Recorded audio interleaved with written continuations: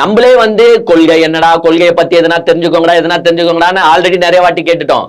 இப்போ என்னன்னா பாத்தீங்கன்னா பப்ளிக்கே கேட்க ஆரம்பிச்சிட்டாங்க. பப்ளிக்ல கூட சின்ன பொண்ணு கேக்குது. ஒரு சின்ன பொண்ணு ஒரு சும்மா வந்து வீடியோ எடுக்கிறாங்க போல அவங்க அம்மா. அப்போ வந்து அந்த பொண்ணு பேசுது, எல்லாரும் எதுக்கு விஜய் விஜய் விஜய்னு விஜய் பின்னாடி சுத்தின்னு இருக்காங்கன்னு எனக்கு ஒன்றும் தெரியல.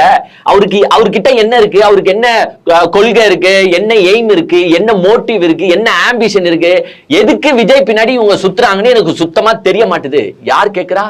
சின்ன பொண்ணு. சின்ன பொண்ணு கேக்குது. இப்ப என்னமோ கேட்டியே சொல்லு. Okay, so like everyone's like Vijay.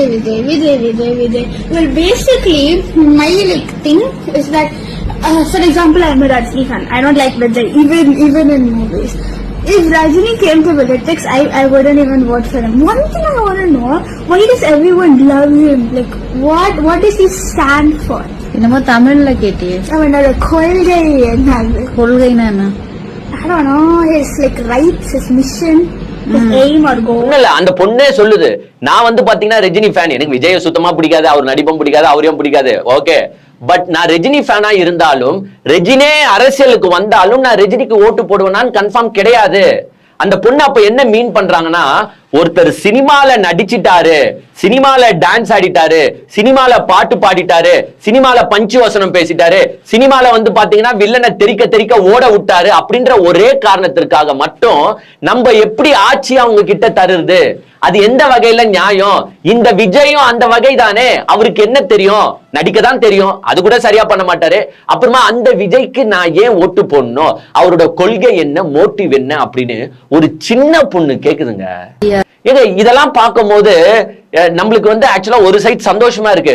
இந்த தற்குறி நிறைந்த கூட்டத்துல இப்படியும் வந்து பப்ளிக் இருக்காங்களே, இப்படியும் வந்து ஒரு சின்ன பொண்ணே வந்து இவ்வளவு நாலேஜபிளா பேசுறாங்க, கொள்கையை பத்தி எல்லாம் கேட்கறாங்கன்னு போது இந்த தற்குறி கூட்டம் இத பார்த்து கேட்காதா?